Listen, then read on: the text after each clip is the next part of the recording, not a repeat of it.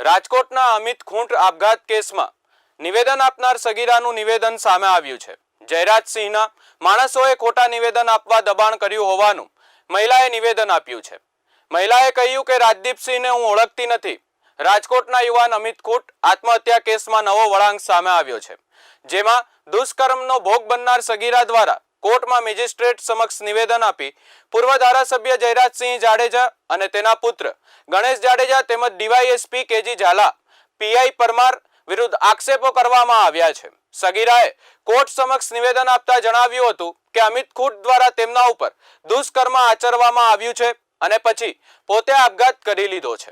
ત્યારે શું છે સમગ્ર મામલો, આવો જોઈએ।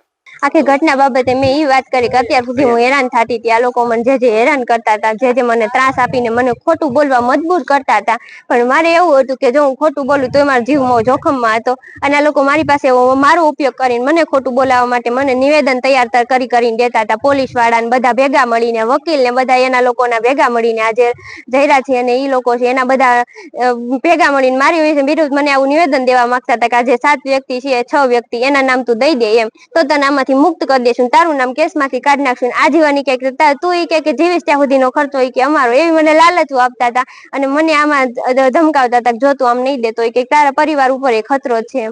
તો મેં કીધું કે વાંધો નહીં, તો હું આ નિવેદન દઈ દઈશ એમ હું તૈયાર। ત્યારે મેં ના પાડેલી હતી કે હું નિવેદન દેવા તૈયાર થઈશ એમ, પણ હું કોઈના નામ નહીં લઉં, કે હું જે સાચું છે એ નિવેદન દઈશ હું કોર્ટ સમક્ષ, ખોટું નિવેદન હું નહીં દઉં। તો એને કીધું કે નહીં, એ રીતનું નિવેદન નથી દેવાનું। પછી એને મને હાથે તૈયાર કરીને નિવેદન દીધું અને એ નિવેદન મને દેવા માટે મજબૂર કરતા હતા। જયારે મેં નિવેદન અત્યારે ન આપ્યું અને મેં જે હકીકત હતી એ કોર્ટ સમક્ષ અત્યારે રજૂ કરી દીધી છે, તો હજી મારો પરિવાર છે એની ઉપર એટલો ખતરો છે કે આ લોકોની ગાડીઓ વારંવાર ત્યાં પોગી જાય છે અને હેરાન કરે એટલી હદે કે મારા પપ્પાને આ નથી જીવવા દેવાના, નથી અમારા પરિવારને જીવવા દેવાના, એનો એટલો ત્રાસ છે અમારી ઉપર।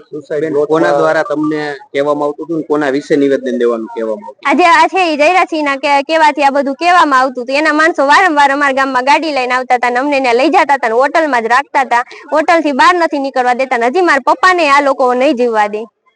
અમિત ખૂંટે જે સુસાઇડ નોટ લખી એમાં હની ટ્રેપનું કેસ છે, હકીકત શું છે? ના, હકીકત એ નથી, હની ટ્રેપનું એવું કઈ હકીકત નથી। મારી જયારે એને ખરાબ કર્યું એને હાથે જ સુસાઇડ કરી નાખ્યું છે અને પછી નામ મારું ખોટું લખી નાખ્યું અને મારી સાથે બીજાના ખોટે નામ લખ્યા, જેને ઓળખતી નથી એના નામ લખ્યા છે એમાં। કોના નામ? કોણ જતું?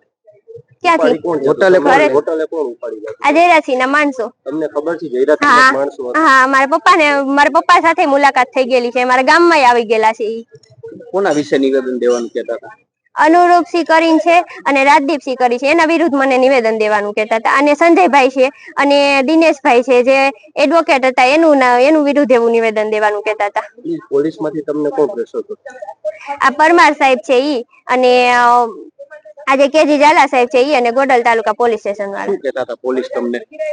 એને નિવેદન હાથે તૈયાર કરીને રાખ્યું હતું, બસ મને એમ કીધું હતું કે આ નિવેદન તું દઈએ છે એમ, પછી કઈ પણ થશે તો કે હું તારી અરજી લઈ લેશે કે તને કોઈ હેરાન કરશે તો એમ। ઈ નિવેદનમાં શું લખેલું? ઈ નિવેદનમાં એવું લખેલું હતું કે અનુરૂપસિંહ અને રાજદીપસિંહ ની ગાડીઓ કે આવતી, એવું ખોટું છે, જો કે એ સાચું છે નહીં, પણ આ લોકો એવું લખેલું હતું નિવેદનમાં કે એમાં એની ગાડીઓ આવતી, એવું તારે ખોટું બોલવાનું। ખરેખર તો જે અમારા ગામમાં ગાડી આવતી હતી મને લેવાય, જયરાજસિંહ ની ગાડી હતી, પણ આ લોકો એના ઉપર આક્ષેપ નાખતા હતા કે આનું વિરુદ્ધ તો એટલું નિવેદન દઈ દે એમ તો તાર ફાયદો છે, બાકી કે તારો જીવે જોખમમાં અને તારો પરિવારને કે ગમે કે આમાં જોખમમાં નાખી દઈશું એમ।